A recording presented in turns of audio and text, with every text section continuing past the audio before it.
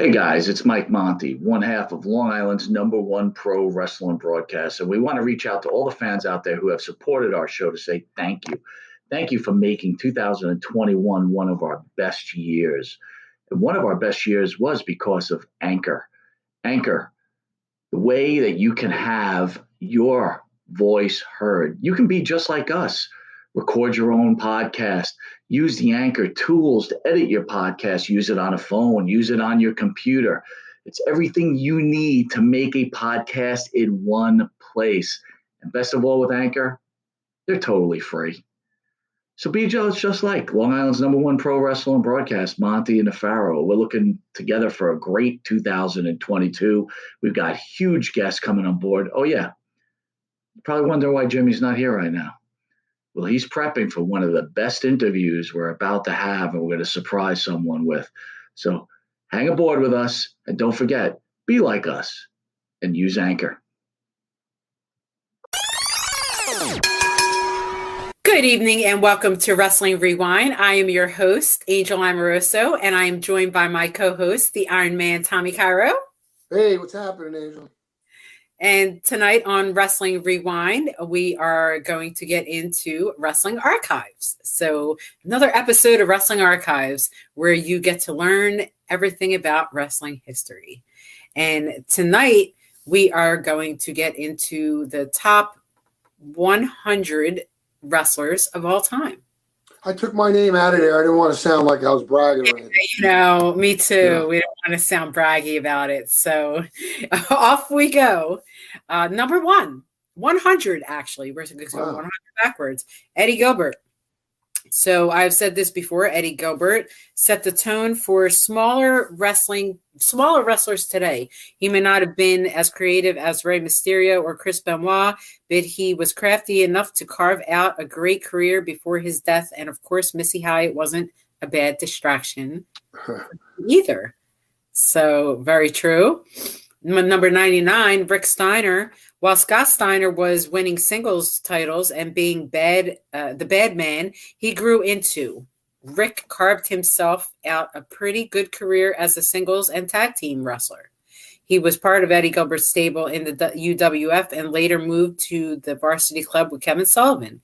His character was always one could not make decisions for himself, which played well into the hands of creative teams that tried to make him look dysfunctional. Including the two different boots that he used to wear. Yeah. Remember that?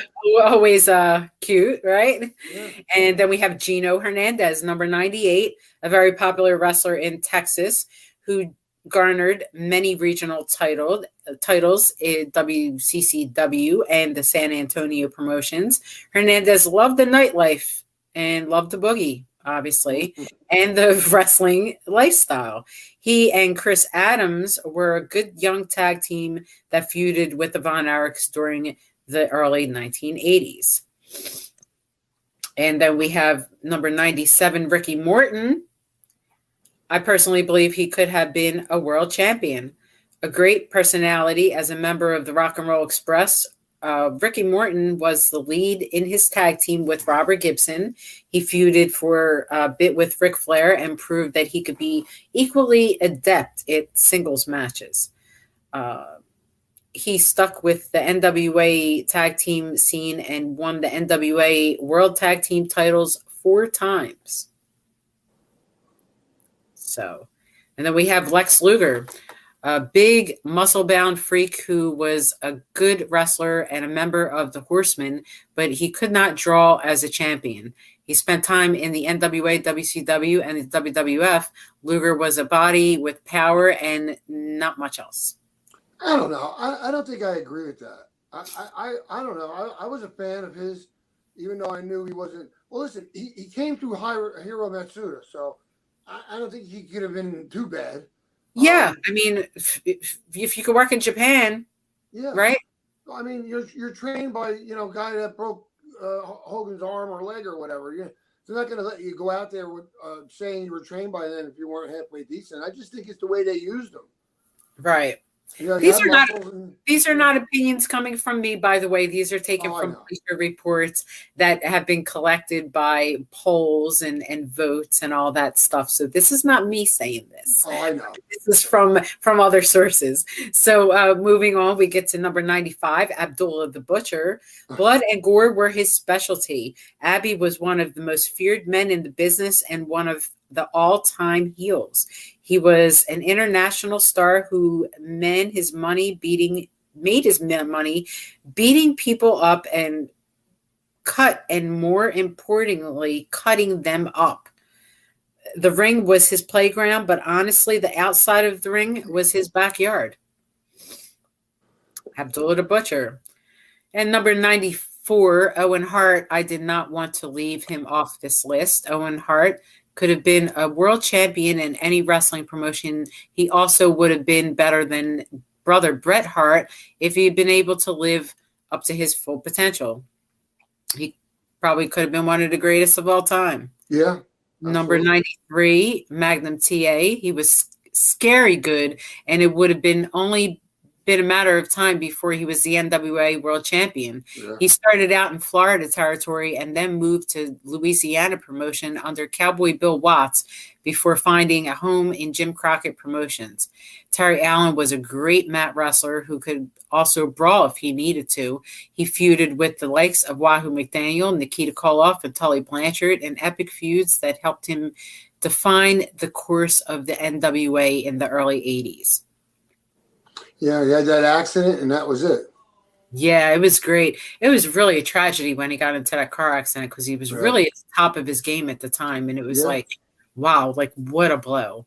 Yeah, they already had him, groomed to be NWA World Champion, so it's a shame. Yeah, I remember being a fan at the time and finding out that he got into a car accident because he was actually supposed to perform at the Philadelphia Civic Center the evening of, and when they actually performed it, and I was like maybe 11 years old. I cried. Yeah. I cried so hard. It was like I couldn't pay attention. Real, right, exactly, because it was real, and everyone said, "Listen, it's not fake." He got into a car accident, so it was very upsetting. Number 92, Ken Patera, former Intercontinental Champion in the WWF. He started working in the AWA and made his way to compete in the Vince McMahon senior run promotion. He was a heel who encouraged youngsters to cheat to get their way in life. He was a former Olympian. This was from former Olympian. Cheat to get your way. Olympic weightlifting, yep. Number 91, Kevin Von Erich.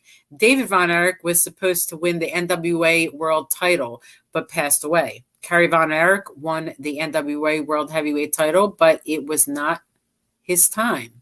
Kevin Von Erich was the oldest and maybe the most skilled of all of them. The Barefoot Boy from Denton, Texas, won the American Heavyweight title and feuded with the likes of the Freebirds, Jimmy Garvin, and Gino Hernandez.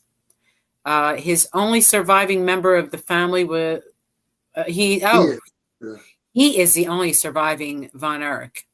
So, okay. Number 90, Dean Malenko, the son of famous Boris Malenko. Dean Malenko was one of the greatest mat wrestlers to put on a pair of tights. Malenko could beat you in many ways, and all of them meant you were handled by a pure wrestling professional. Towards the end of his career, he joined the famed Four Horsemen and will always be known for being a cruiserweight great in WCW. Next, we have number 89, Jimmy Snuka. He was one of the first wrestlers to take to the air. He was a mainstay in the rock and wrestling era in the WWF and feuded with the likes of Roddy Piper. The rumor was that if Vince McMahon did not get Hulk Hogan to be his main star at the time, McMahon was leaning towards Snuka to carry the torch for the promotion. Everyone seemed to see that championship quality in Jimmy Snuka, Yeah, the only problem is he couldn't cut promos. Right. Big thing. But that's what managers were for, and they really should have thought about utilizing them a little bit more to utilize Jimmy Snuka a little bit. All he had to do was make faces, really, Really. Number 88 was Ole Anderson. Let's see. He was rugged brawler in the NWA who gave the fans a chance to see what pushing wrestling was really all about. The wizened veteran of the Four Horsemen and a good tag team wrestler, Anderson feuded with Dusty Rhodes and others faced during the height of WCW. And we got number 87, Ray the Crippler Stevens. He was a partner and advisory of Nick Bockwinkel in the AWA and was a tag team partner of Pat Patterson in the WWF, punishing wrestler who spent time in the Mid-Atlantic region as well as feuding with the greats in the early 1980s. He used the Bombs Away, a knee drop off the top rope. And then we got Batista. I have him here for several reasons. He was a good performer, but he was stiff. He was a Goldberg clone. He was not great on the mic, but he was a powerful wrestler, and his feud with Triple H and The Undertaker were dynamic. I don't know. I didn't see any of that. So Either. Can't really judge on it. Number 85, Scott Steiner. He is now a pile of muscles and little else. When Scott Steiner was in his prime, he was an amazing tag team partner, wrestler, and a great burst of power and speed. He became too big, too stiff, and too juiced. He cannot speak on the mic, and he is very limited now. I remember seeing Scott Steiner when he debuted in USWA, Memphis territory, in like 1988. Yeah. And Lance Russell, I quote Lance Russell, said he had the personality of a door. Yeah. So, how he still can't work on a mic, but I mean, how he evolved into the personality that he even became was amazing from what you first saw him as. Papa Pump when he first, that was great. I mean, and it was a shoot for him because he was nasty. So he was just being himself. Yeah, not a nice person at all. So next we have number 84, Playboy Buddy Rose. He was an 8-time champion in the Portland area under Don Owens' promotion. He feuded with Roddy Piper and Jay Youngblood, and he was also a former AWA tag team champion with Doug Summers. Number 80. He was another one of those big round guys that, could still like just get around really well. Right. You didn't think he could move the way he was because he had a little portly, but he got his way around. Yeah. Number 83, Ox Baker. Baker was one of the meanest men in wrestling. His heart punch appeared to be lethal and was said to be responsible, confirmed or not, of possibly leading to 2 deaths in wrestling. Just look alone was enough to scare anyone. The man had like the curliest eyebrows that, some people are born with those eyebrows. It's odd. They just freaking either that or you never trim them. But here's a guy who, he told me now, sweetest guy. I don't think he could swat a fly. And he would wear nail polish on his toes, red. And he told me that was like for his wife, like to stay, to not cheat. I don't know, whatever. But that's what he told me. I don't know if it was true or not. What a way to deter someone. Yeah. Now, these days, it wouldn't matter. They expect you to have to nail polish. Exactly. Number 82 is Mike Rotunda. He was a great singles competitor out of Syracuse who made a name for himself in the NWA before going to the WWF and assumed his name IRS. He was also a great tag team with Barry Windham, and he joined the Varsity Club and Kevin Sullivan's Brood in WCW. That was probably, I think, his best run. I think he was better with Kevin Sullivan's group than the IRS thing. The IRS thing, and they both fit him equally in character. I think he had the character for both of them, but I liked them a little better with Kevin Sullivan. Yeah, the Varsity Club was cool. Absolutely. Number 81, we have Michael Hayes, who is a great performer and loved to talk. Hayes always looked like he was 8 hours short of sleep and stepped slow in the morning. So, but when he got in the ring and on the screen, he was magic. Teamed with Buddy Roberts and Terry Gordy to form the ultra successful Freebirds, he now works in WWE's office. Wait, and wears the weirdest clothes. You ever see what he wears? Absolutely. Hey, the guy is styling. A lot of Caucasian men couldn't pull that look off like Michael Hayes. So bravo, Michael Hayes, on your fashion sense, buddy. And in number 80, we have Goldberg. This will piss people off, but yes, the streak was impressive, and he was a powerful guy who ran through opponents. But he was stiff and ornery and hard to work with, from what people said. And after his 15 minutes of fame, he left the business, and there is talk of him eventually returning. But since he's on that show, The Goldbergs, all the time, as Goldberg, why would he even want to bother? Exactly.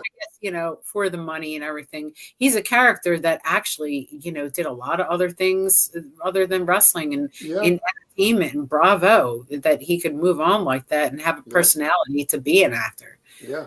Charisma carries you a long way. It sure does. Number 79, we got Pat Patterson. He was a WWF first time ever Intercontinental Champion, disputably. Yeah, right. A great singles competitor who was also a great tag team specialist with Ray Stevens. He is now a talent scout for WWE and probably always will be. No, he's dead, right? Pat Patterson? Yeah, Patterson's dead. I have to second check on that one. I don't know. I'm pretty sure. Number 78, Shane Douglas.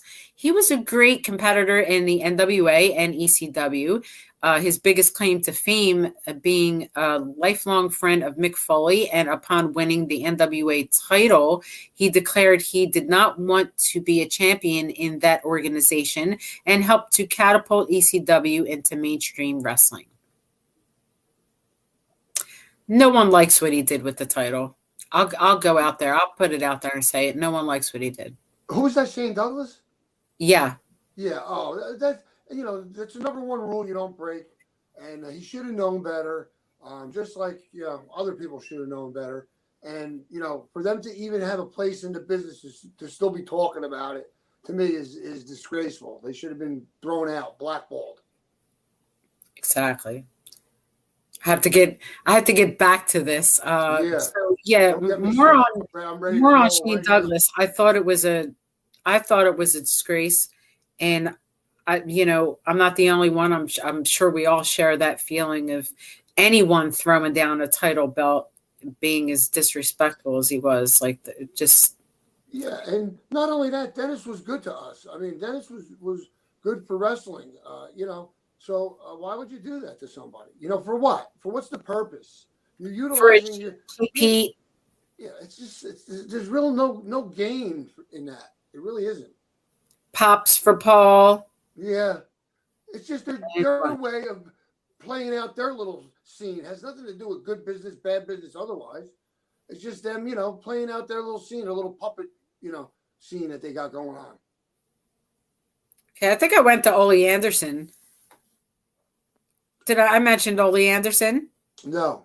Okay. Oh, yeah, no, you did, yeah.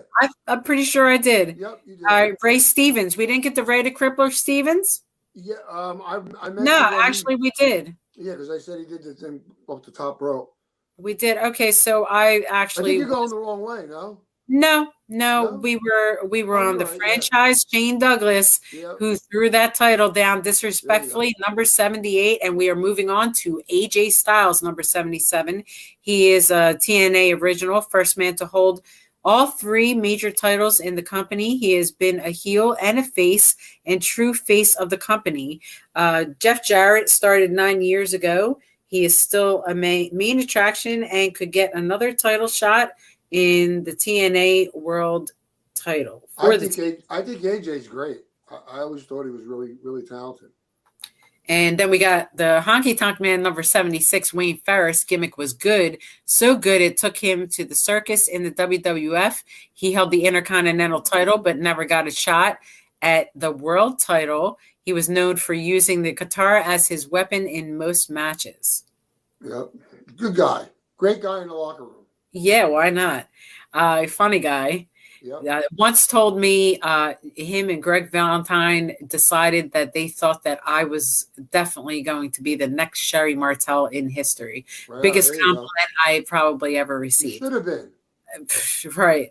So next we have number 75, Jimmy Garvin, had a successful stint in Florida and Texas as a singles competitor, but really caught on with the Freebirds. Garvin had a gift for gab and was a better in-ring performer than people might think. He was great in front of the camera. And Precious didn't hurt either. I'm surprised they didn't mention her along there, but she was a great manager. And later on with Kevin Sullivan, also great with their feud there. I thought he did some of his best work with that. Next, we have number 74, Big John Studd. He feuded with Andre the Giant before the Hulk Hogan era. He was also a tag team championship wrestler in the 1970s in the WWF. John Studd was everything a heel should be: big, strong, powerful, and vicious. All right, do you know who he was masked? I don't know what they were called, executioners or whatever. It was him under a hood with Killer Kowalski. Okay, yeah, I think I read that somewhere. We'll get to that later, actually. Then we got number 73, Jeff Jarrett, a second-generation wrestler out of the Mid-South region, won the NWA Gold and was a title holder in both WWE and WCW. Jarrett is now in TNA, the brand he helped to create. He is currently the AAA Mexican heavyweight title holder, and his career is odd in that he won on television without a true purpose. I am hoping he leaves the screen soon and helps build the brand he worked hard to establish. Yeah, he's one of those guys for me. This is just personal, because I'm speaking as a fan. So, we have people that like certain wrestlers and people that, don't. And I just never got it. Like, to me, I don't think he ever really put any real asses in seats. I don't know. I think not everyone is for everyone. Yeah, I don't know. I met Jeff when I was like about 12, maybe 13 years old. He was always real encouraging guy, and not great guy, nice guy. Yeah, I just think he probably is better back, like they're saying, go in the back and get these guys prepared, because nobody knows better than him. Right, developmental. Yeah. So sometimes people's best job and where they belong. Number 72, we got the Great Muta, possibly the greatest Asian superstar to ever come to the States. I agree. Muta was quick as lightning fast, could any wrestler, anyone at any size. Like, he held the NWA title before dropping the strap to Barry Windham. And number 71, we got Ron Simmons. He was the first ever African-American WCW World Heavyweight title holder.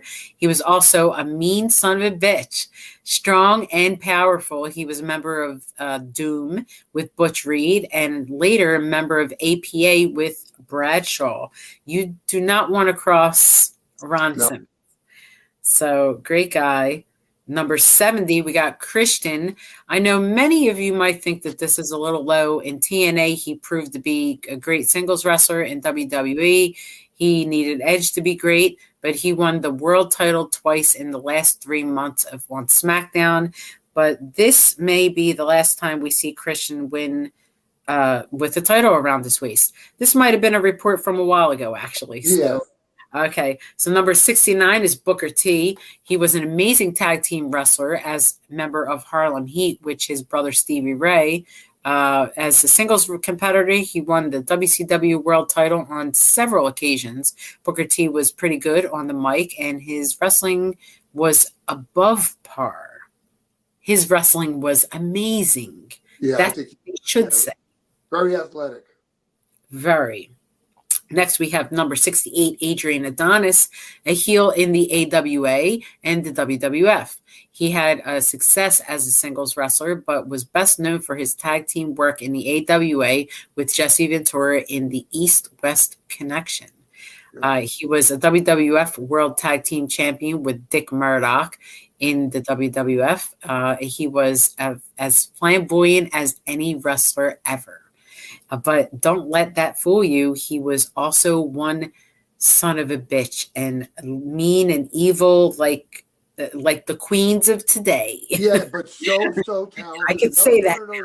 Another one of those guys who got big and round that can still move around. Oh, move around like you wouldn't believe, right? Do you remember when they made him the undisputed champion in Texas? I think it was like Southwest Championship Wrestling or something. And then that's when he used to wear the leather jacket and everything. And then I don't know what happened. It just disappeared. So incredible. Yeah. Number 67, Sergeant Slaughter. He was a heel in the NWA Jim Crockett outfit. One tough guy who held the Mid-Atlantic heavyweight title, known for his Cobra clutch hold and his patriotism. He took his act to the WWF and became an instant success. Now works for WWE behind the scenes. Good guy. Never heard a bad word about Sergeant Slaughter. No, I remember hearing when I first started working that he was getting $1,500 on an indie show. I was like, what? I thought that was so much money, you know. But maybe really well worth it. Yeah. And then number 66, we have The Big Show. Paul Wright was a former basketball star in college who loved pro wrestling. He was billed as the son of Andre the Giant because of his massive size and look. Won the WCW world title and joined the NWO before moving over to the WWE, where he has won singles and tag team gold. Still a menace in the ring for someone of his size. Yeah, unlike Andre, who got to the point where he couldn't move, Big Show looks like he can still move, and he tries to keep himself in shape. So that's a plus. Absolutely. We learned from the past, you know. Yeah. You got to keep himself in shape so he doesn't collapse like Andre. Yeah. So number 65, we got Jesse Ventura. Jesse was as known for his mouth as he was his ability. Actually, he may never have been a better talker. He was limited in some areas, but he had a great look. His tag team partner, Adrian Adonis, was talented and could bring it at any amount. He is a legend for his mouth, his feud with Hulk Hogan, and the fact that he was the governor of Minnesota. I used to love the commentary with him and Gorilla Monsoon. Blatant chokehold, and then Jesse was, I didn't see no chokehold, Gorilla. I just waited for those moments. They were so awesome. Always the best in commentary. I love to hear Jesse. Still love to hear him ramble on about just about anything. Yeah. We got number 64, Ivan Koloff. The Canadian-born wrestler was a bear of a man, undersized and as tough as anyone. The former WWF World Champion took his act to the NWA and became a tag team success. He teamed with his nephew, Nikita, to become a tremendous tag team specialist. His interviews were good, although sometimes you could not understand him. But that was the whole point, because he was supposed to be with a broken accent. Uncle Ivan did the best promos. He did. He's awesome.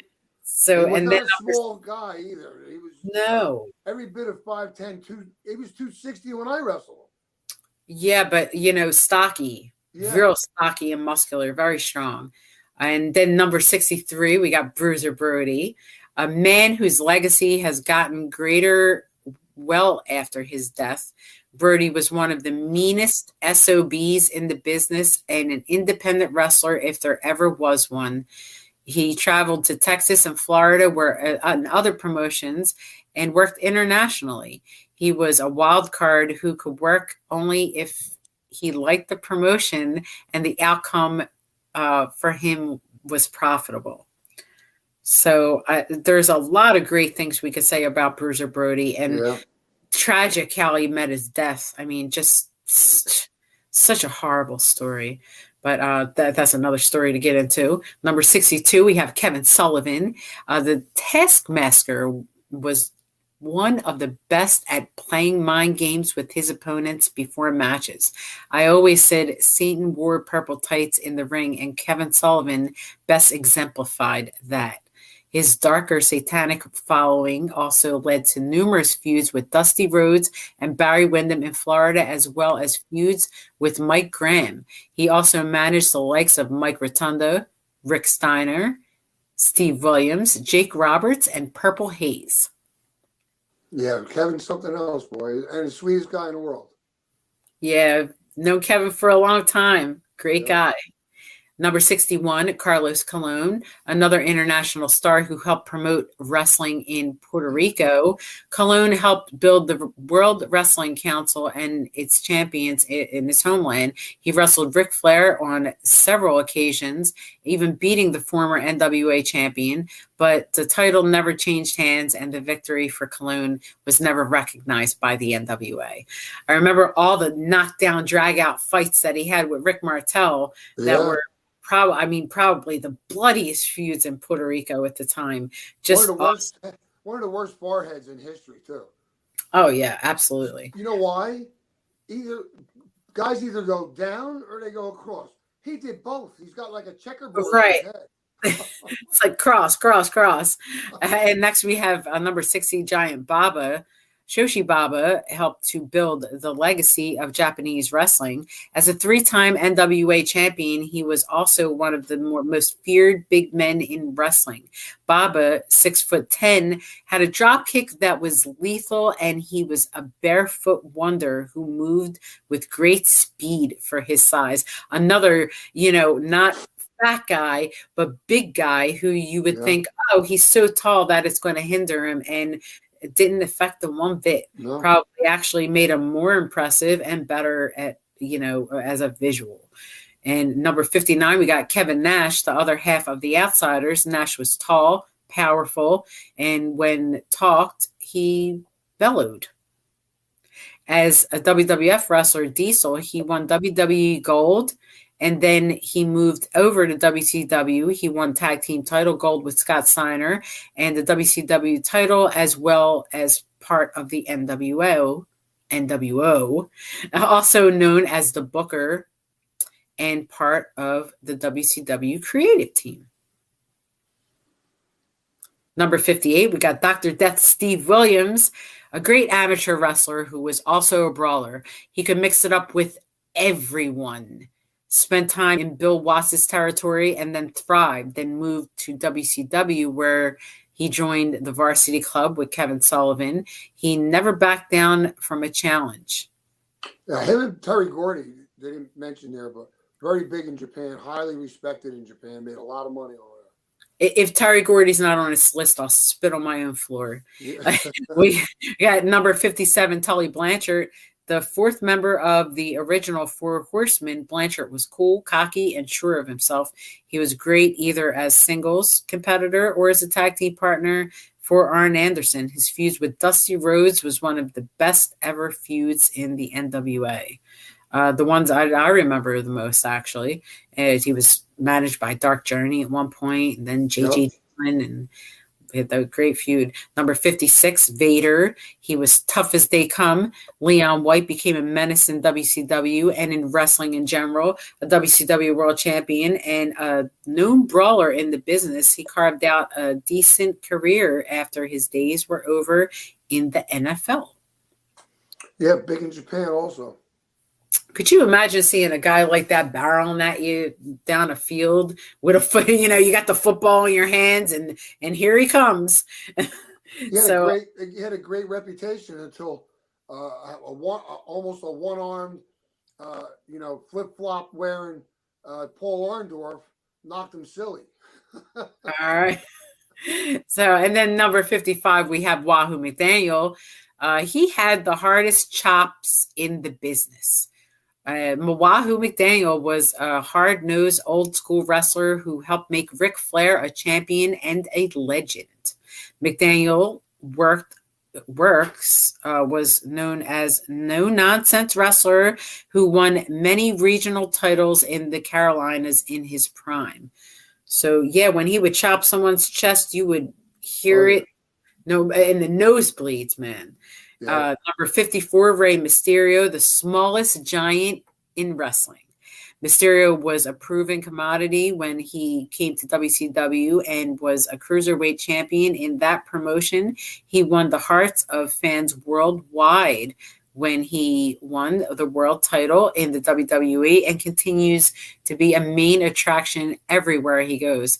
Ray also in ECW, I think, where he gained most of his fame when he came directly from AAA when he was just a child, and then started for ECW and just was a huge star there even before WCW. So when you're that good, you can be that small. Exactly. Number 53, Greg Valentine, a man who was a hard worker in the mold of his father, Johnny Valentine. Valentine was a great NWA wrestler, feuding with Roddy Piper, amongst others, and he was an Intercontinental Champion in the WWF as well. Yep. Number 52, Kerry Von Erich, he had the wrestling world at his feet. That's kind of mean. Yeah. At his foot. He had the wrestling world. Now that's meaner. I topped you. Say that? I said it. Oh, okay. I said it. I'm sorry. Von Erich was the NWA world title out of respect for his late brother, David.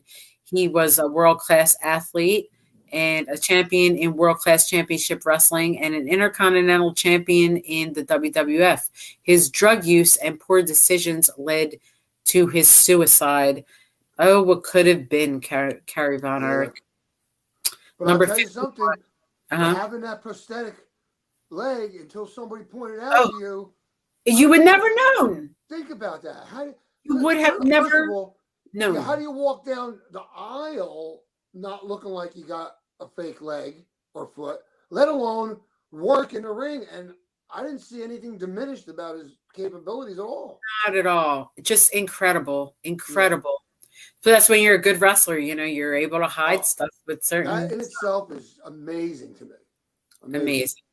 Number 51, we got JBL. John Bradshaw Layfield was one bad man. First, as a member of the APA, he was a brutal tag team combination with Ron Simmons. As a singles wrestler, he was brutal as heel, he won the world heavyweight title and proved that he was one of the most hated men in all of wrestling, and might have been more because of his locker room tactics than his wrestling, but might have also been because of his stiff-ass wrestling, from what I understand. I heard an ugly story that Joey Styles smacked the crap out of him.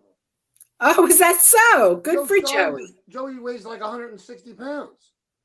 Now, I hope this wasn't over any kind of sexual harassment that he was being accused of, because for Joey being a little guy, it's for Joey. For Joey standing up for himself.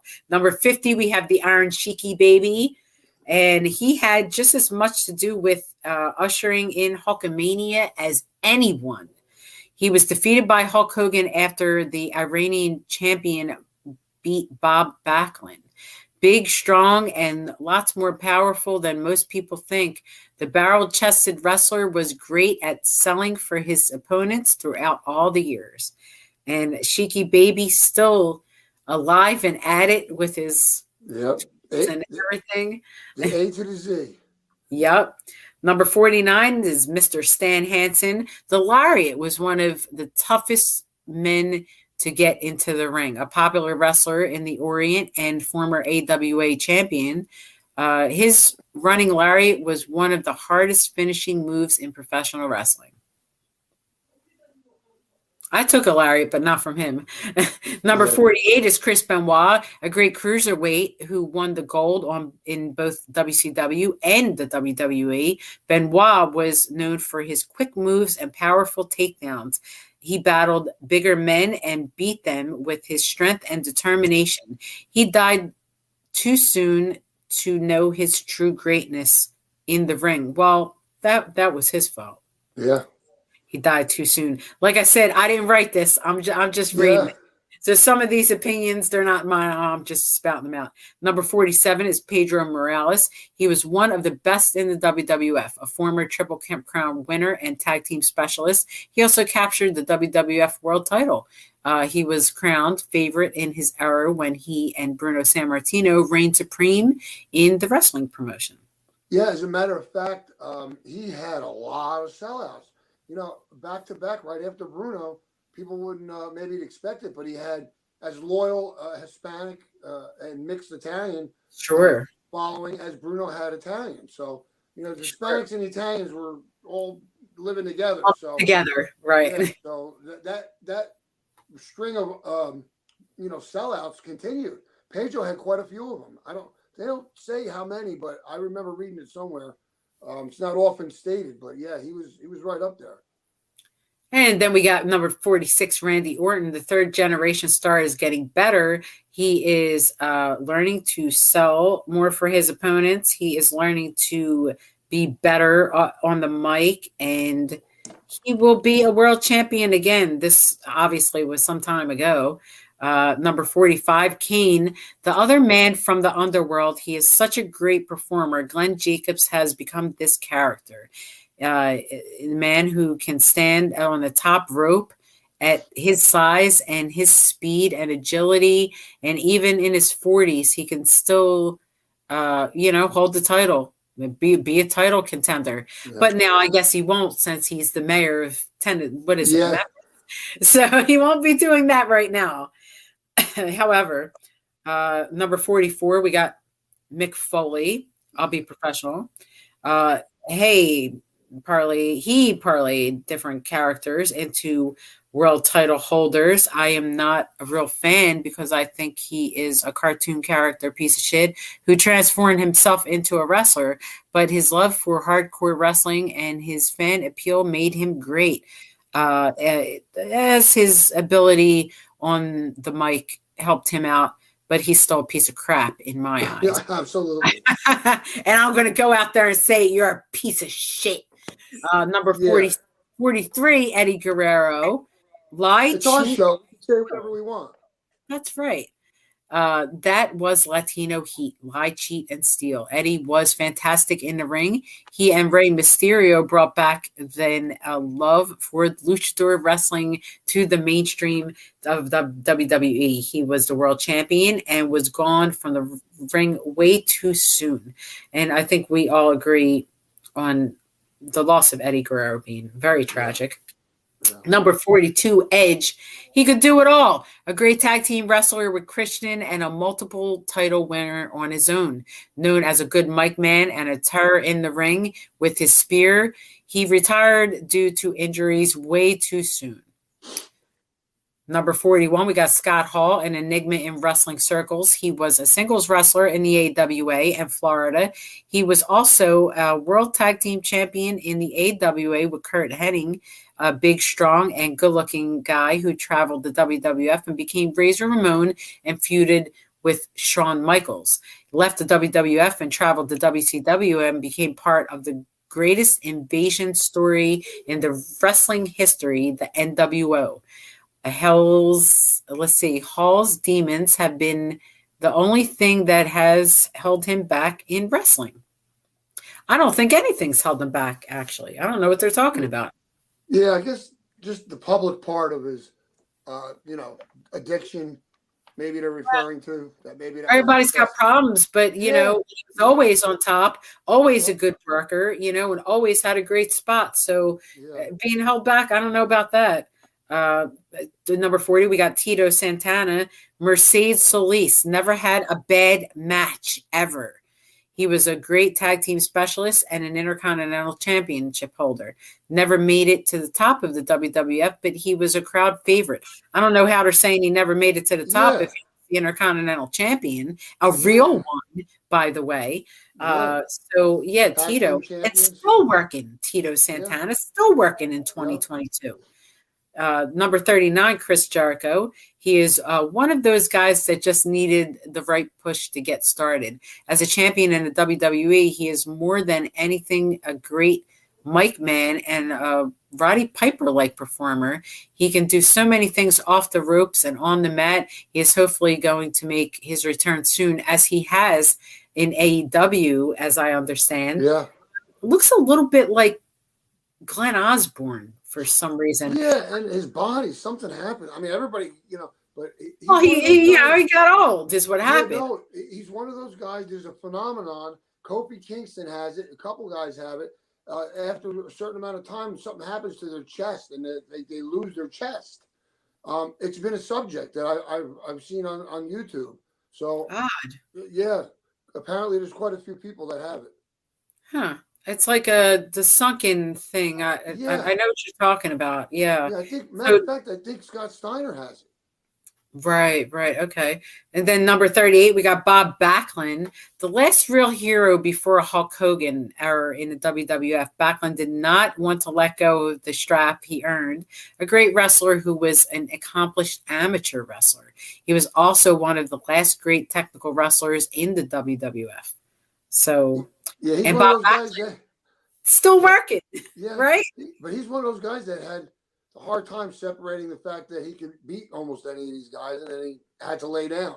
So, I mean, it's part of the business. Right. But great guy, great worker, Great and guy.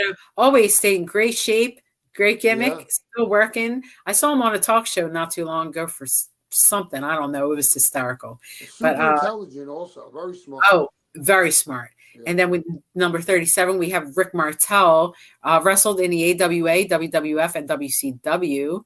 A former AWA world champion. He was a good-looking, skilled, and could out-wrestle anyone. He was just that good, Rick Martel, as we talked about earlier in, the Puerto Rico was just the most hardcore friggin' brawler ever. And number 36, we got Rick Rude. He may have been the most underrated wrestler of all time. Rude was size, strength, great ethic, and the best body in the business. Men hated him. Women wanted to be him. And he was Kurt Hennig-like. That's what they said. I don't know. Number 35, Paul Orndorff. He is another one of those wrestlers who went to the WWF and was held back by the Hulk Hogan era.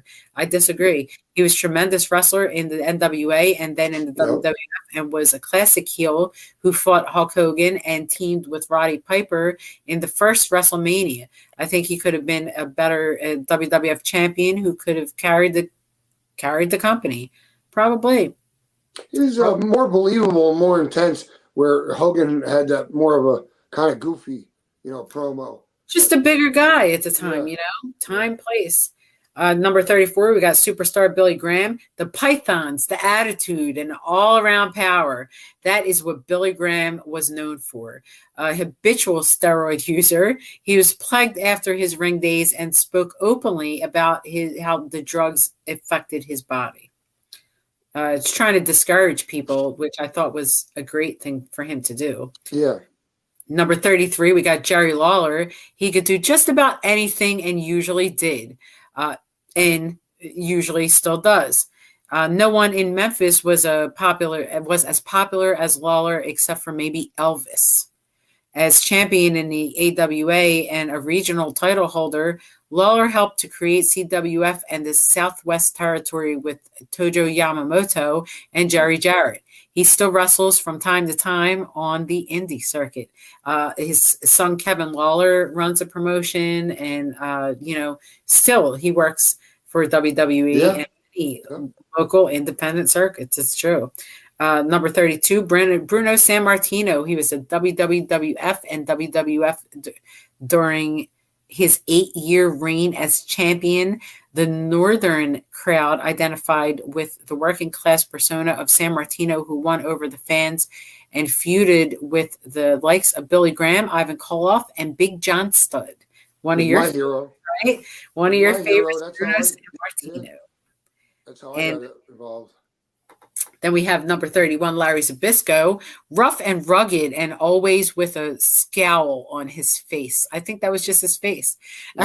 That is how you remembered Larry Zbyszko. He was a great protege of Bruno Sammartino, who eventually turned on his mentor, and he was also a great performer in the AWA and spent time in WCW as a wrestler and commentator, which was, pretty good at, his time and age.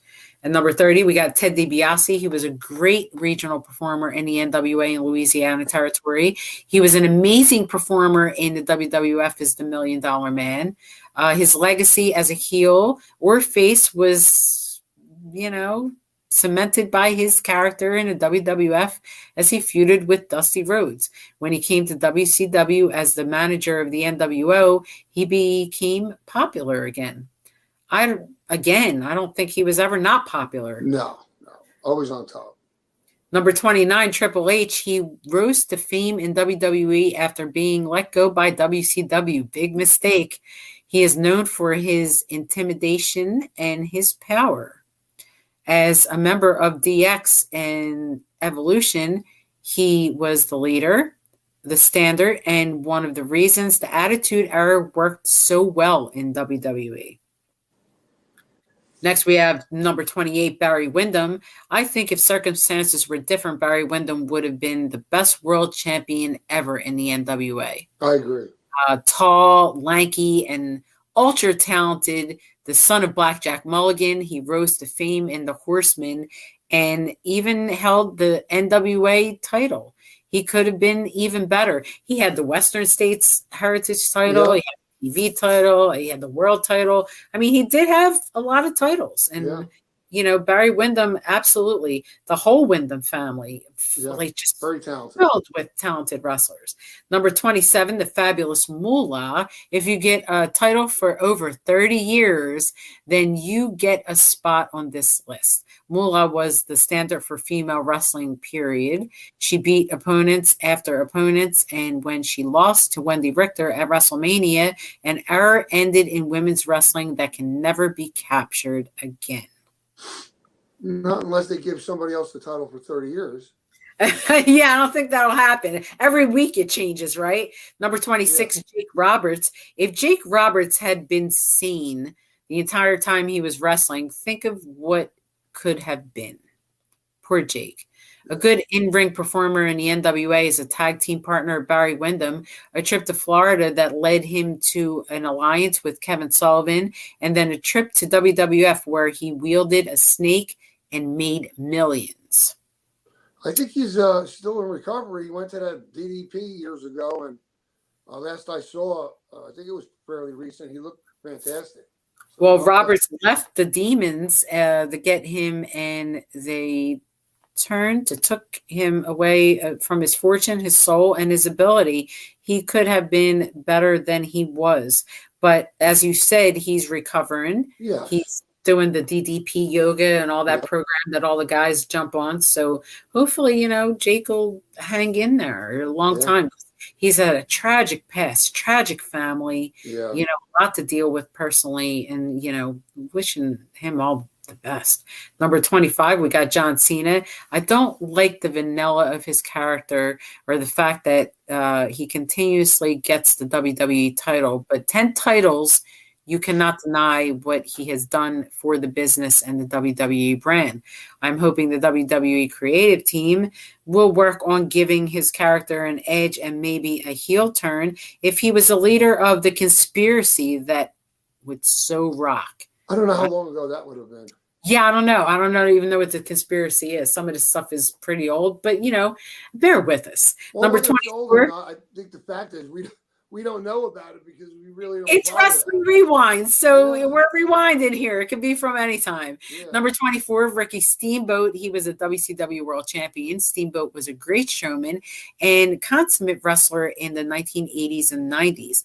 As he pursued Intercontinental Champion with his feud with Randy Savage was one of the best ever. And his feud over the years with Ric Flair is one of the 10 best ever. Remember those 1 hour time matches that he used to have coming out with his wife and his child and the dragon on a leash, and just amazing stuff. You would never expect to see that kind of stuff, but him and Ric Flair really put it on. So number 23, Bret Hart, the best there is, the best there was, the best there ever will be. Hart was a great tactician. He was a Triple Crown winner in the WWF and one of the most favorite wrestlers of all time. Number 22, Steve Austin. The breaking of the glass is all you needed to hear. Brash and bold, he came to the ring with a purpose. He beat the hell out of his boss and made the fans follow him as an anti-hero. Excellent. Some have tried to replace him, but no one ever will replace Steve Austin. Let me just say that he was the best character that they had, and no one will ever beat Steve Austin. And well, Dr. D. David Schultz had that gimmick in the WWF. I don't know how many years ago. So he really took it to the next level. A little bit more uncontrolled, though, you know. Yeah. And then we have number 21, Terry Funk, one of my favorites. He was a successful NWA champion, a heel, and loved man in the Orient. He feuded with Ric Flair, Giant Baba, Dusty Rhodes, and Jack Briscoe. And when that was not enough, Funk strengthened his legend as a hardcore wrestler, and he still wrestles from time to time. He was the ECW champion and very famous in Eastern Championship Wrestling and Extreme Championship Wrestling later on, and maybe not still active. We've heard a few stories about Terry Funk, and always sending him our prayers and best wishes.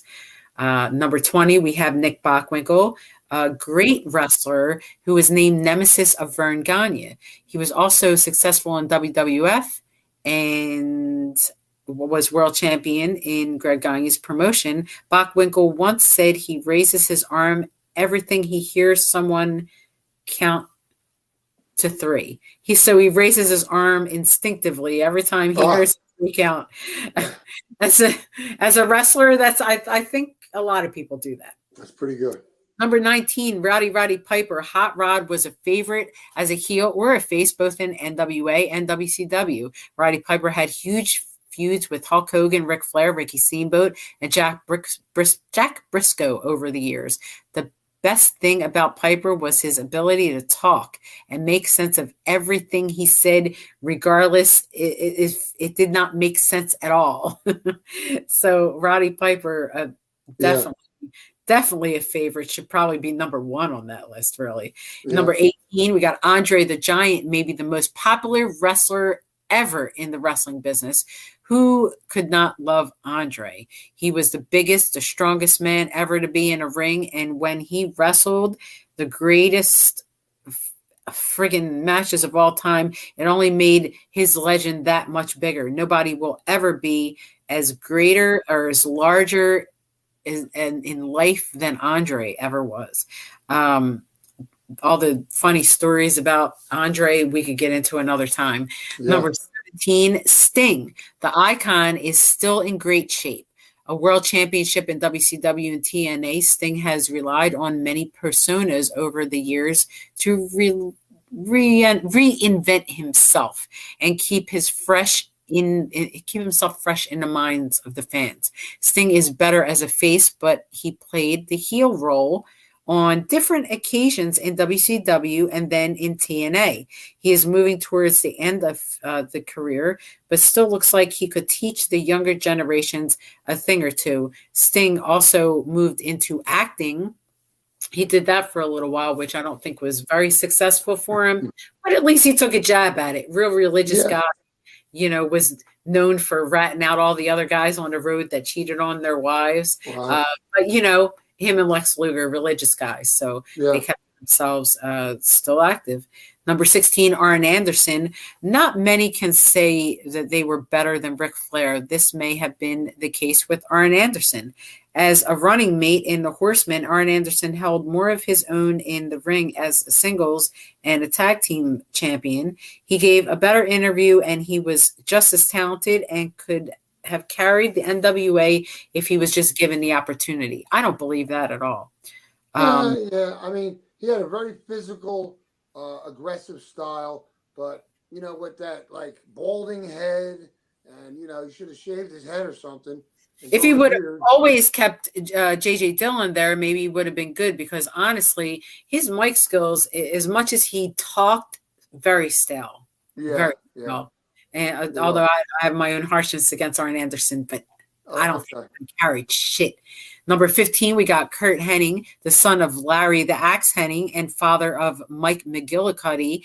Hennig was in a class to himself. He was a former AWA world champion and a former world tag team champion with Scott Hall. Hennig was perfect in his style, both as a heel and a face, and he is missed as a superstar in the business. Shame. What a good guy. Number 14, The Undertaker. He never gets old in the mind of the wrestling fans. Undertaker has been dealing with health issues, and it's not known when his return will happen, but we hope that it will be at a WrestleMania. The Undertaker's ability to take the unknown and make it as real as possible, as well as his dark side, make him appealing to fans of all ages. His character will never be duplicated, although his character is a duplicated character. Yes. But we won't get into that. Great ring entrance, though. Yeah, unbelievable. A lot of people we know were, carried him out to the ring, carried his caskets out to the ring, rather. Number 13, Dusty Rhodes. He is just as known for his ring performance as he's known for his mind and some of the greatest things he has created in the NWA. Dusty Rhodes was the white man everyone could identify with, the son of Plumber, and the man who fought the villain and won on many occasions. Ric Flair said he always thought of Dusty as the ultimate face, and he was the ultimate heel in the business. If you will. If you will. And number 12, Verne Gagne. He started his own wrestling promotion mainly because he did not like the politics of the business, which is why most people start. And a star was born, Verne Gagne, king around Minnesota and the Great Lakes area. He brought the Road Warriors, Ric Flair, and Hulk Hogan, and he trained some of the greatest wrestlers in the business. Great guy, real nice guy. But listen, it's okay if you keep putting yourself over as long as it's popular. And they never turned on him, the fans. They never let him down, so he stayed on top. And number 11, we have The Rock, the most electrifying wrestler in the world. Yes, that is The Rock. And although he has been away from the business for numerous round of years, he is still one of the most popular wrestlers to ever grace the ring. The son of Rocky Johnson, he was born into the business. And when he returns to the ring, he will be electrifying again. Number 10, we got Kurt Angle. Debated if you will, but Kurt is the best pure wrestler ever to be in the business. As a face or a heel, he has won multiple titles in WWE and then TNA. His current quest for Olympic gold at 43 years old proves that he can still get done at top levels. So I wonder. It works with a broken neck. How do you do that? Right. I wonder now what has happened to my screen. I don't know. For a moment. We were almost there too. Yeah, bear with me for a moment while I just get on us for a second.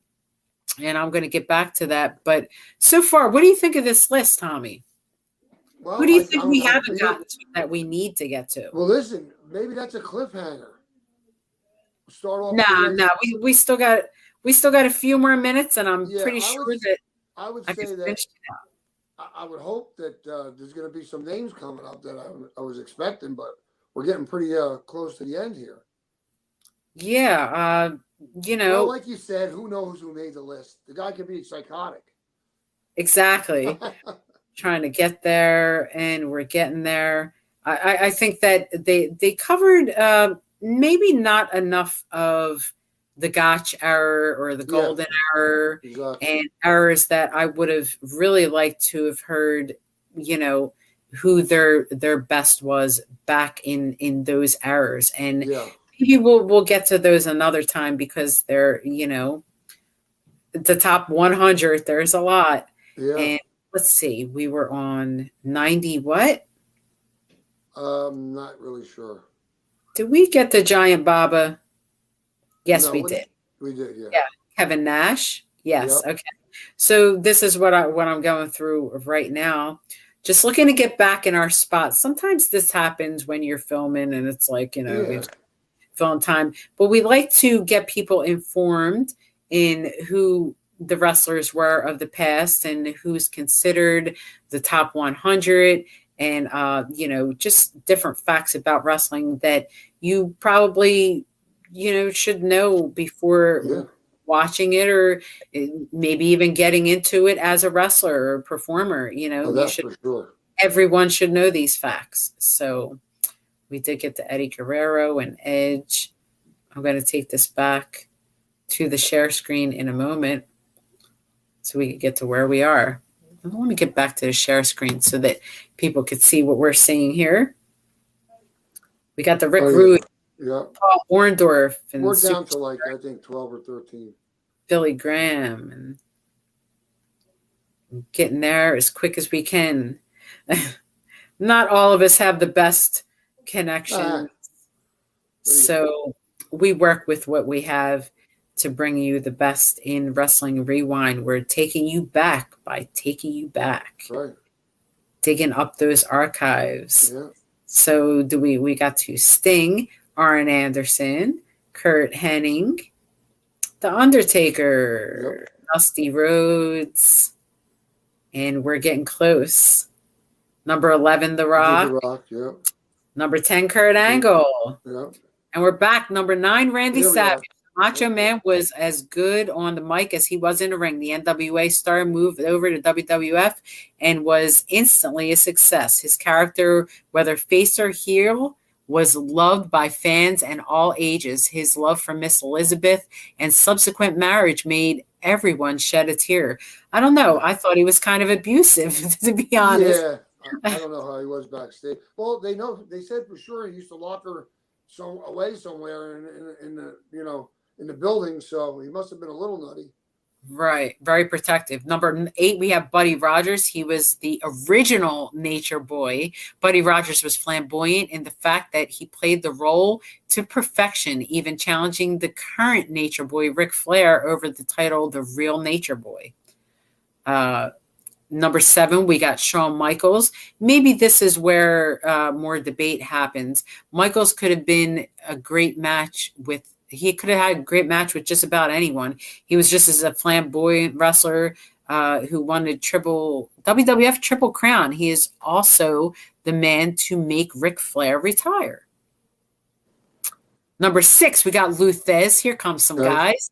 The man that set the tone for the NWA and its success. Not many people could say that. And they were better. They are better than Lou Thesz. No one could say they were better than Lou Thesz, probably. His Thesz press is duplicated over and over again by wrestlers, most notably Steve Austin. Quite an honor for the all-time great. Number 5, we got Dory Funk Jr. He is one of the first-time true mat men ever saw in person. Funk was a great tactician, and he held the NWA title and was the fan favorite in Japan with his brother Terry. The great thing about Funk was that he continued to go on about his business, whether he was a face or a heel. Next, we have number 4, Jack Briscoe. He was a gentleman outside the ring as well as represented as a true champion of the NWA. There weren't many wrestlers with Briscoe's amateur credentials, and he feuded with the likes of Ric Flair, the Funks, Harley Race, and Roddy Piper in the 1970s and 1980s. Next, we have number 3, Harley Race. There weren't many men tougher than Harley Race. A 7-time world champion and the heart and soul of Missouri territory, Race was what wrestling was meant to be, about beefy guys who were tough enough and beat the daylights out of each other day after and night after night. Ric Flair said Harley Race was one of the toughest wrestlers to ever be in the business. Pretty high praise from Ric Flair. Yeah. Number 2 was Hulk Hogan. He's the greatest performer the wrestling business has known, arguably. He is the champion and true legend. He took wrestling and made it the entertainment deal that it is today, and Vince McMahon owes much of his success to the success of the immortal one, Hulk Hogan. Number 1, we round down to Ric Flair. Could there be anyone else at the top of the list? A 16-time world heavyweight champion, member of the Four Horsemen, member of Evolution, and the dirtiest player in the game. While Hulk Hogan made himself bigger than the business, Ric Flair was the business. End of discussion. Yeah, so I'll leave it at that. Yeah, I'm not sure with that was a top 100. We could have thrown many names into there that we could think of that probably would have been better. But that's one spin on it so that people get a little education of the wrestlers of the past that in polls were considered to be the top 100 wrestlers of all time. Well, they have Lou Thesz right up there, so I can't argue. I'm okay with that. At least that was correct. And a lot of others, appreciated seeing in there. So we hope you've enjoyed this episode of Wrestling Archives, Wrestling Rewinds, Wrestling Archives with myself and Tommy Cairo. And we hope you join us back next Sunday at 7 p.m. on YouTube on Monty and the Pharaohs Network. Please like, share, and subscribe over there. And again, join us back next time. For myself, Angel Amoroso, and my co-host, Tommy Cairo, have a great night and a great life. Good night.